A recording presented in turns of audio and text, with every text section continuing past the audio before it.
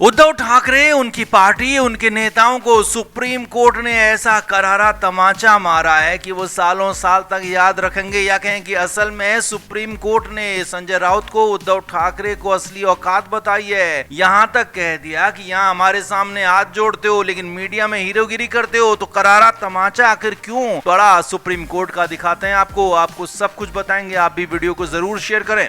तो उद्धव ठाकरे और उनकी पार्टी का विवाद सुप्रीम कोर्ट में चल रहा है। उद्धव ठाकरे की तरफ से विवाद ये दाखिल किया गया था कि एकनाथ शिंदे ने गलत तरीके से उनकी पार्टी पर कब्जा कर लिया, उनकी पार्टी का सिंबल उन्हें मिलना चाहिए। चुनाव आयोग ने शिवसेना का सिंबल, शिवसेना का नाम शिंदे गुट को दे दिया था, जिसके खिलाफ सुप्रीम कोर्ट गए थे उद्धव ठाकरे। अब खबर यह है कि इस मामले में सुनवाई हुई तो सुप्रीम कोर्ट के चीफ जस्टिस सूर्यकांत ने बुरी तरीके से उद्धव ठाकरे के गुट के वकील को झिड़क दिया। साफ साफ कह दिया कि आप यहां पर आकर तारीख मांगते हो और बाहर आपके नेता मीडिया में बयान देते हैं, सुप्रीम कोर्ट के खिलाफ बातें करते हैं और यहां तक कहते हैं कि सुप्रीम कोर्ट फैसला नहीं कर पा रहा। और ऐसे गैर जिम्मेदार बयानों पर कड़ी नाराजगी जताई है। सुप्रीम कोर्ट के चीफ जस्टिस ने साफ कहा कि ऐसे आचरण को, ऐसे बर्ताव को बिल्कुल भी स्वीकार नहीं किया जाएगा, मंजूर नहीं किया जाएगा। सीजेआई सूर्यकांत और जस्टिस जोयमाल्य बागची की पीठ ने साफ साफ कहा कि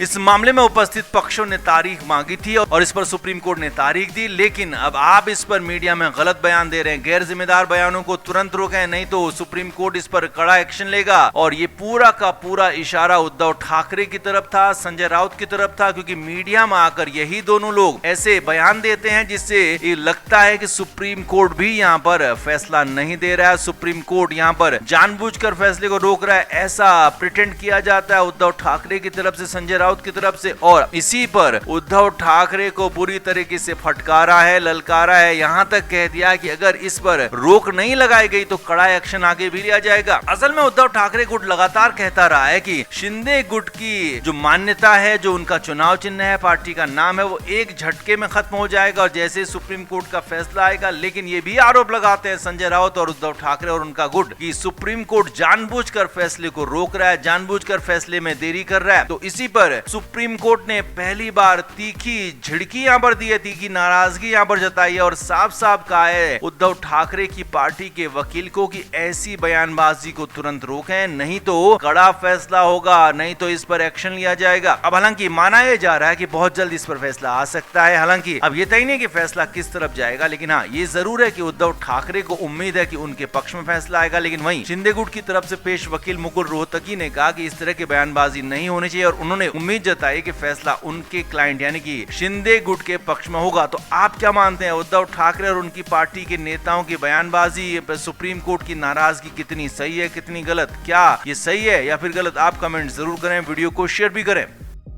तो महाराष्ट्र में उद्धव ठाकरे के बेटे, शिवसेना में युवा सेना संभालने वाले आदित्य ठाकरे ने नीट पेपर लीक पर सवाल खड़े किए और कहा कि धर्मेंद्र प्रधान, जो कि केंद्रीय शिक्षा मंत्री हैं, वो इस्तीफा दें, तुरंत दें, इस्तीफा दें। अब ये बहुत बड़ा मामला है। वैसे भी कई लोग सवाल उठा रहे हैं धर्मेंद्र प्रधान पर, उनकी सरकार पर, उनके एनटीए पर, नेशनल टेस्टिंग एजेंसी पर, कि उन्होंने कैसे ये सब कुछ होने दिया, कैसे पेपर लीक हुआ। तो लेकिन इस बीच आदित्य ठाकरे ये भूल गए कि शायद वो खुद भी फंसे हुए हैं, या कहें कि खुद की उनकी भी गर्दन फंसी हुई है। इसीलिए तो उनके ही पुराने साथी, या कहें कि आदित्य ठाकरे के पिता के साथ सरकार में शामिल रहे संजय निरुपम ने पुरानी बात खोलते हुए बड़ा हमला कर दिया। संजय निरुपम पहले कांग्रेस में थे और जब उद्धव ठाकरे की सरकार थी तो वहां पर उनकी सरकार में साथी थे। अब इधर शिंदे गुट में वो चले गए हैं संजय निरुपम। तो उसके बाद अब खबरें ये कि संजय निरुपम ने साफ साफ कहा है कि जो अभी की बात कर रहे हैं, जो अपनी बात कर रहे हैं, वो अपनी पुरानी बातें क्यों भूल गए। उद्धव ठाकरे की सरकार में क्या क्या गुल खिलाए थे, ये बात क्यों भूल गए। यहाँ पर संजय निरुपम यहीं तक नहीं रुके। संजय निरुपम ने ये भी कह दिया कि अगर मैंने पोल खोलनी शुरू कर दी, मैंने बातें बताना शुरू कर दिया, तो ऐसी ऐसी बातें बताऊंगा कि पूरी दुनिया में भूचाल आ जाएगा, भूकंप आ जाएगा, क्योंकि मेरे पास बहुत सारी अंदर की बातें हैं। वो तो मैं राजनीतिक एक लिहाज की वजह से चुप रहता हूँ, राजनीतिक लिहाज की वजह से बातों को बाहर नहीं लाता। संजय निरुपम यही नहीं रुके। संजय निरुपम ने कहा कि अभी आदित्य ठाकरे को बहुत कुछ सीखने की जरूरत जरूरत है, बहुत कुछ समझने की जरूरत है। और ये ठीक है कि वो सवाल उठा रहे हैं एनटीए पर, पेपर लीक पर, लेकिन हाँ, किस तरीके से सवाल उठा रहे हैं, क्या बात कह रहे हैं, उन्हें समझना होगा। और खास तौर पर अपने पिता से, उद्धव ठाकरे से, अपने चाचा से, संजय राउत से ट्रेनिंग लेनी होगी। हालांकि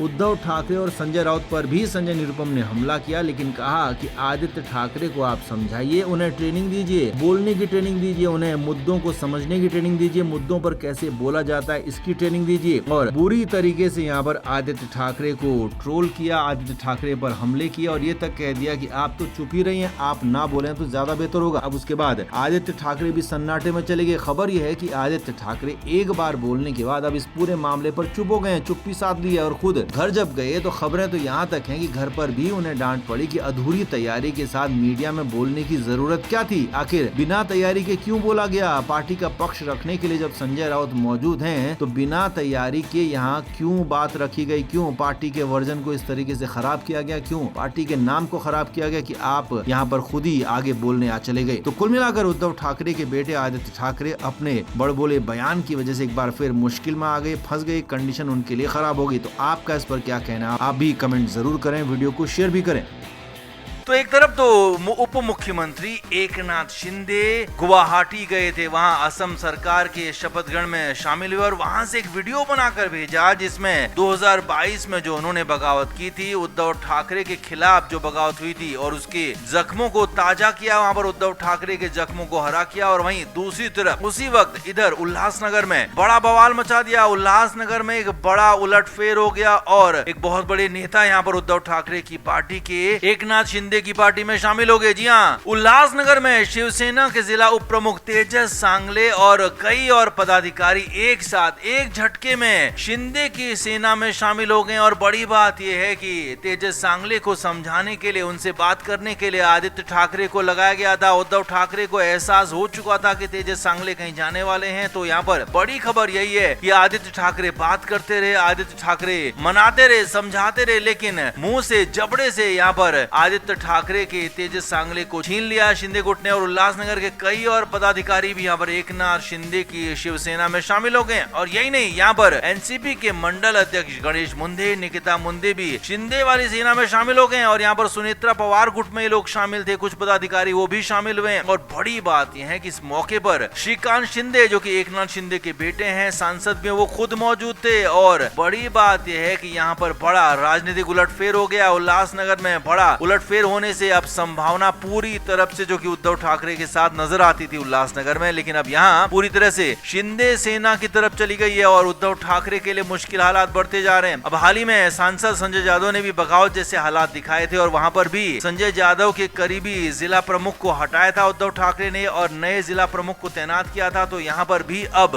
उप जिला प्रमुख ने उल्लासनगर में छोड़ दिया। तो उल्लासनगर में भी उद्धव ठाकरे की पार्टी एक तरीके से अनाथ हो गई है और आगे के लिए हालात और मुश्किल होने वाले हैं। अब उद्धव ठाकरे के साथ एक एक करके लोग उनका साथ छोड़ रहे हैं। सांसद साथ छोड़ने को तैयार बैठे हुए हैं, विधायक साथ छोड़ने को तैयार बैठे हुए हैं और अब यहाँ तक कि जिलों में छोटे बड़े नेता, यहाँ तक कि जिला प्रमुख, उप जिला प्रमुख, ये भी पार्टी छोड़ कर जाने को तैयार है। और बड़ी संख्या में ऐसे लोग हैं। जी हाँ, शिंदे गुट ने दावा किया है सूत्रों के मुताबिक कि बड़ी संख्या में ऐसे बड़े नेता हैं, कार्यकर्ता हैं और पदाधिकारी हैं जो खुद उद्धव ठाकरे की पार्टी छोड़कर जाना चाहते हैं शिंदे गुट में या फिर बीजेपी में या फिर एनसीपी सुनेत्रा पवार में, लेकिन उन्हें फिलहाल रोका गया। उन्हें फिलहाल कहा गया कि आपको सही वक्त आने पर सही जगह पर लिया जाएगा। लेकिन हाँ, भगदड़ जैसी हालात है उद्धव ठाकरे की पार्टी के अंदर, ये साफ साफ नजर आ रहा है। तो कुल मिलाकर उद्धव ठाकरे के लिए अब आगे कोई भी चुनाव आएगा, उस चुनाव में खड़ा होना तक मुश्किल हो सकता है। चुनाव लड़ना और जीतना बहुत दूर की बात साबित हो सकती है। तो आपका इस पर क्या कहना है, आप भी कमेंट जरूर करें, वीडियो को शेयर भी करें।